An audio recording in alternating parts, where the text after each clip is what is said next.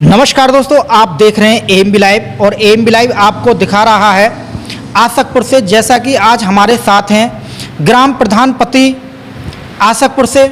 हमने कई गांवों को देखा है जो आदर्श गांव के अंतर्गत आते हैं, लेकिन आज उनकी हालत कुछ ऐसी है कि आप देखेंगे तो ये कहेंगे शायद आदर्श गांव नहीं है, एक बिल्कुल बैकवर्ड के तहत आप उसकी गिनती करेंगे।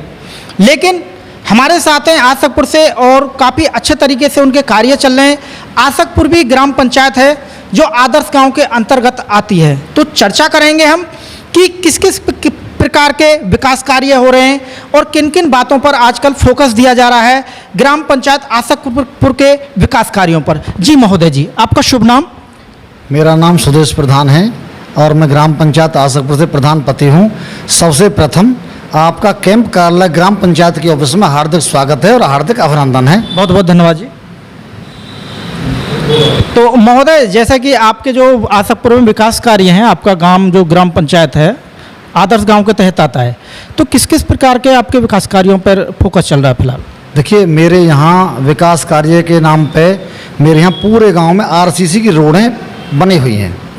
जो छोटे मोटे रास्ते रह रहे हैं उनमें काम जारी है। दूसरे, मेरे यहाँ पंचायत सचिवालय ग्राम सचिवालय बनकर बिल्कुल तैयार है, 1 क्लास का। मेरे यहाँ सामुदायिक भवन गरीबों के ब्याह के लिए, बारात के लिए रोकने के लिए, वो 60 लाख की लागत से बिल्डिंग बनकर बिल्कुल तैयार है। 15 अगस्त में उनका लोकार्पण होने वाला है और हमारे जिला पंचायत राज अधिकारी माननीय डॉक्टर प्रीतम सिंह जी उसका 15 तारीख में लोकार्पण करने वाले हैं। दूसरे, समाज कल्याण विभाग की तरफ से मुझे अभी 44 लाख का फंड मिला है, जिसमें उसके लिए कूड़े करकट के लिए सोख्ता बनने हैं, आंगनवाड़ी केंद्र बनना है और गरीब बस्तियों में, एससी बस्तियों में 150 मीटर की इंटरलॉकिंग होनी है। मेरे गांव में 10 नल स्वीकृत हुए हैं समाज कल्याण विभाग से, जो ऐसे पॉइंटर में लगने हैं जो गरीब बस्तियाँ हैं जहाँ पानी की व्यवस्था नहीं है, वो नल मेरी ग्राम पंचायत में लग चुके हैं, 10 नल।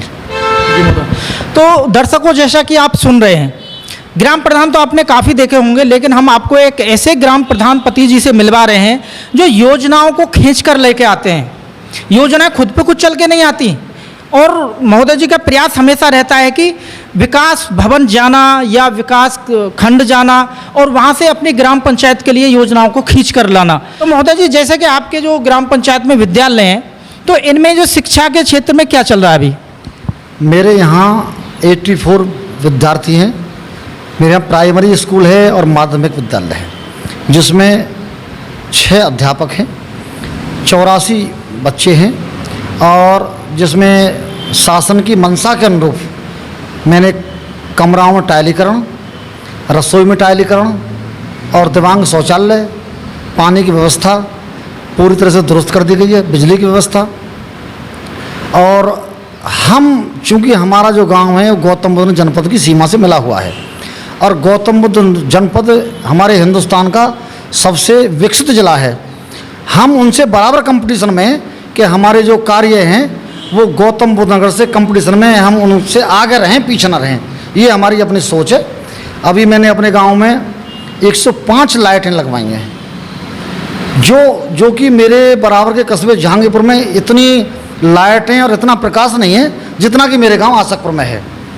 मेरे गांव की रोडें साफ़ सुथरी, हर मेरे गांव का जो ग्रामवासी है वो सुबह उठ के अपने सामने सबसे पहले उसका काम होता है कि रोडों को साफ़ करे। सफाई पर हमारा पूरा ध्यान है अपने गांव की पे। शिक्षा पर हमारा पूरा ध्यान है।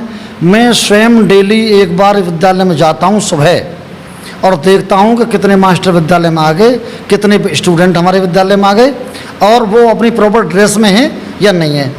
और उनका जो मध्याह्न भोजन है उसको भी मैं डेली चेक करता हूं जाकर। जी, डेली का रूटीन है। तो हमने देखा है कि जिला जो विकास खंड खुर्जा है, इसके अंतर्गत कुछ जो ग्राम पंचायत हैं उनके अंदर राशन डीलर हैं, उनको काफ़ी समस्या देखने को मिल रही है। पूरे राशन वितरण नहीं हो पा रहा है, काफ़ी कटौती चल रही है। तो इस पर आप क्या कहेंगे ग्राम प्रधान, उन पर, डीलरों पर? हाँ, ये बहुत अच्छा प्रश्न किया, बहुत बहुत धन्यवाद आपके लिए। ये आम आदमी का प्रश्न है, जो आम आदमी की उससे जुड़ा हुआ है। देखिए, मैं प्रधान बनने से पहले अपने गांव का 20 साल डीलर रहा और उस डीलर की ही मेहरबानी है जो मैं लगातार 15 साल से प्रधान हूँ। मेरे घर में 15 साल से प्रधान हैं। देखिए, डीलर का और राशन विभाग का एक बहुत बड़ा गठजोड़ है, और ऐसा गठजोड़ है कि राशन डीलर अकेला और पूरा गांव एक तरफ। पूरे गांव की बात ये विभागीय अफसर नहीं सुनेंगे, राशन डीलर की बात सुनी जाएगी। यदि आप शिकायत करेंगे कि इसका स्टॉक कम है, तो बिल्कुल जो आपकी वो अथॉरिटी है, चेकिंग अथॉरिटी, वो अपने डीलर को फ़ोन करेगी, हम चेकिंग के लिए आ रहे हैं, अपना स्टॉक पूरा कर ले। मतलब पूरा संरक्षक एक तरह की जो फिक्सिंग है ना, वो विभाग इस तरह की फिक्सिंग है राशन डीलर का, चाहे कर भी ये बहुत बड़ा आंदोलन हो तब तो राशन डीलर कुछ बिगड़ सकता है, वरना ये अधिकारी राशन डीलर पर अपने पर आँच नहीं आने देते। एक निश्चित कमीशन हर महीने, चाहे चावल हो, चाहे गेहूँ हो, चाहे चीनी हो, चाहे ये चना हो या रिफाइंड हो, एक निश्चित कमीशन अधिकारियों के पास, राशन विभाग के पास पहुंचता है, और वो इसी उसमें कवरेज देते हैं पूरा। कितनी शिकायत हो जाए, राशन डीलर हमेशा सेफ और सुरक्षित रखते हैं अधिकारी लोग। तो इस पर प्रधान संगठन क्या एक्शन लेने जा रहा है या लेगा? देखिए, प्रधान संगठन एक्शन लेता, लेकिन शासन ने ये राशनिंग को प्रधान के हाथ से निकाल दिया। पहले राशन डीलर प्रधान से सत्यापित कराते थे, और प्रधान चूँकि वो गांव का प्रतिनिधि होता है, उसे पता होता है कि कौन गरीब है, कौन मालदार है, किसकी क्या परेशानी है। वो चाहता है, हर प्रधान चाहता है कि मेरे गांव में 100% राशन का वितरण हो, लेकिन उससे कोटा प्रमाणित करने का भी अधिकार छीन लिया गया है।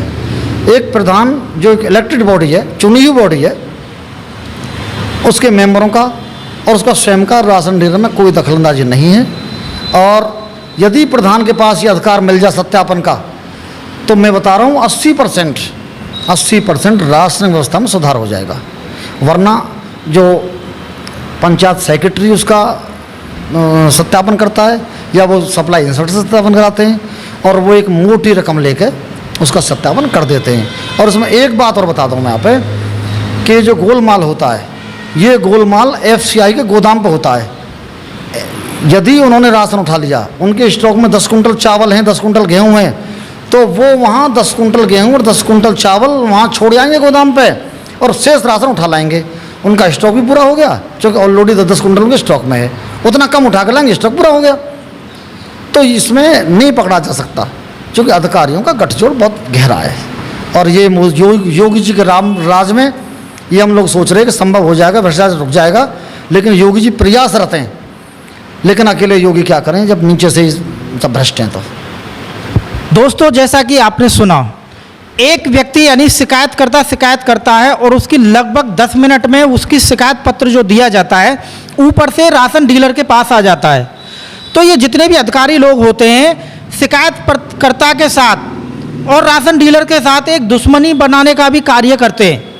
जैसा कि आप सुन रहे हैं, कोई शिकायत करे तो कैसे करे। जो प्रधानों के अंडर कुछ था, कुछ अंकुश लगा सकते थे, लेकिन ग्राम प्रधानों को भी वहाँ से अलग कर दिया, तो इनको तो कर दिया फ्री। अब इसमें टोटल जितना भी घोटाला कर रहे हैं, आला अधिकारी हैं ऊपर, चाहे डीलर हो, इनकी मिलीभगत हो चुकी है पूर्ण रूप से। और ये आम आदमी का, जैसे मच्छर नहीं खून को चूसता है, ऐसे ही एक आम आदमी का ये खून चूस रहे हैं। तो महोदय, आगे की आपकी विकास कार्य की रणनीति क्या होंगी? रणनीति देखिए, राशन का तो हमारा बिल्कुल प्रधान सब अलग हो चुके हैं। अब जो हमारे ज़िले में जितने भी विकास कार्य चल रहे हैं, पूरे हमारे ज़िले के प्रधान, हमने कमेटी बनाई है, अपने ब्लॉक लेवल कमेटी बनाई है, हमारे ब्लॉक अध्यक्ष हैं, हमारे ब्लॉक की कार्यकारिणी हैं, हमारे जिला की कार्यकारिणी हैं, और हमने शासन ने तो हमें शपथ दिलाई, हमारे संगठन ने भी अपने सभी प्रधानों को शपथ दिलाई कि आपको पूर्ण ईमानदारी से, पूर्ण निष्ठा से पब्लिक की सेवा करनी है, और पब्लिक के विकास कार्य, गाँव के विकास कार्य कराने हैं। छोटे से लोग पे कहीं भी कोई ऐसा धब्बा संगठन के ऊपर न लगे कि फलां प्रधान कमीशन लेता हुआ या इसमें झगड़े में पड़ा। संगठन उसके साथ बिल्कुल नहीं रहेगा। संगठन ने बिल्कुल सबको शपथ दिलाई है कि आप बिल्कुल ईमानदारी से, पारदर्शिता से अपने गांव में विकास कार्य कराएंगे। अभी हमारे जितनी पेंशन हमारे प्रधान संगठन ने अपने गांव बनवाई है, मेरे खुद के गांव में 47 पेंशन नहीं बन चुकी हैं, और मेरे करीब 21 फॉर्म वो उनकी पेंशन और नहीं बनने वाली है।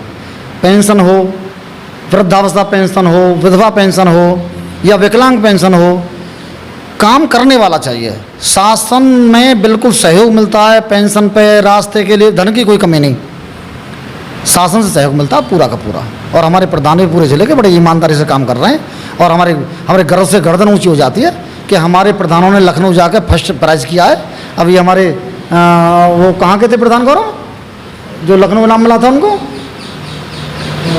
शाना ब्लॉक में गांव पड़ता है, वहाँ की हमारी महिला प्रधान हैं, उनको हमारे माननीय मुख्यमंत्री जी ने अभी सर्वश्रेष्ठ प्रधान के रूप में पुरस्कृत किया है। हमारी गर्दन ऊंची होगी, हमने उनके यहाँ लौटने का प्रधान संगठन उनका स्वागत किया।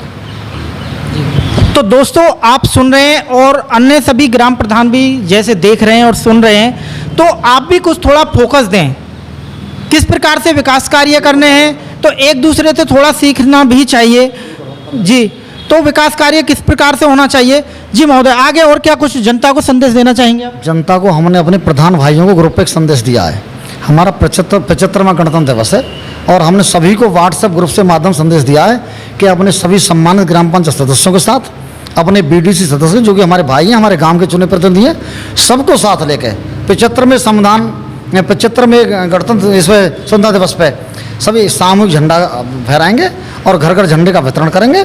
और हमारे जो गांव की विभूतियां हैं, जो स्वतंत्रता सेनानी हैं, हमारे गांव के रिटायर्ड फौजी हैं, प्रत्येक गांव के जिले के हमारे प्रधान बंधु अपने सभी रिटायर्ड फौजियों का शॉल ओढ़ा के 15 अगस्त पे सम्मानित करेंगे उनको। और हमारे जो रिटायर्ड शिक्षक हैं उनका भी सम्मान करेंगे। हमारे जो जिस गांव पंचायत के क्षेत्र में जो थाना आता, चौकी आती है, हमारे पुलिस बंधुओं का भी हमारा प्रत्येक प्रधान 15 अगस्त के लिए सम्मान करेगा। और कोशिश हमारी ये है कि हमारी हर प्रत्येक जिले की हर ग्राम पंचायत 75वें स्वतंत्रता दिवस पे 75 सामाजिक बंधु का, अपने पुलिस के बंधुओं का, अपने फौज के बंधुओं का, और जिसने अच्छा काम किया हो समाज के लिए 75 लोगों का 15 अगस्त के लिए 75 दिवस सम्मान हम सभी लोग मिलकर करें, ऐसी हमारी योजना है। तो 75 व्यक्ति जो सम्मानित व्यक्ति आपने चुने हैं, इसीलिए चुने हैं कि 75वां स्वतंत्रता दिवस मना रहे हैं और 75 ही व्यक्तियों को सम्मानित किया जाएगा। हाँ, बिल्कुल, इसीलिए 75वां मना रहे हैं। ये हमारे बड़े गौरव की बात है कि हम आज़ाद हिंदुस्तान में पैदा हुए और आज़ाद हिंदुस्तान में 75वां अपना स्वतंत्रता दिवस मना रहे हैं। और इसी उपलक्ष्य में 75 अपने जो हमारे क्षेत्र के, हमारे गांव के जो सम्मानित व्यक्ति हैं, उनका हम शॉल उड़ा के, माला पहना के, उनको कोई बहुत अच्छी महापुरुष की किसी मूर्ति दे के उनको सम्मानित करेंगे, सामूहिक रूप से सम्मानित करेंगे। तो महोदय, और जैसा कि हम अब अमृत महोत्सव मना रहे हैं, तो आपने अपनी पंचायत में भी जैसे कि तिरंगा यात्रा कुछ निकलवाई है? देखिए, हमारे शनिवार में 13 तारीख दिन निश्चित है हमारा। हमारे तीनों स्कूलों के विद्यालय, हमारे सब ग्राम पंचायत सदस्य, हमारे बीडीसी सदस्य, हमारे सभी अध्यापक बंधु, हमारे सफाई कर्मी, हमारी आंगनवाड़ी, हमारा पूरा स्टाफ जो हमारे ग्राम पंचायत से जुड़ा हुआ है, वो सभी सामूहिक रूप से वो फेरी निकालेंगे 75 गणतंत्र दिवस पे। और वो फेरी हमारे तीनों गांवों से निकलेगी और छोटा सा जगह पड़ता है हमारा जहांगीरपुर कस्बा, उसके कुछ हिस्से में होकर भी निकलेगी 13 तारीख में। ये हमारा पहले से प्रस्तावित है। बहुत बहुत धन्यवाद। दोस्तों, आप बने रहिए हमारे चैनल AMB लाइव के साथ। आपका चैनल, अपना चैनल, जनता का चैनल, जुड़े रहिए और बने रहिए। हम ऐसे ही आपको रूबरू कराते रहेंगे महान अनुभवकों से, और आगे भी हमारी खबरें आती रहेंगी। जय हिंद, जय भारत।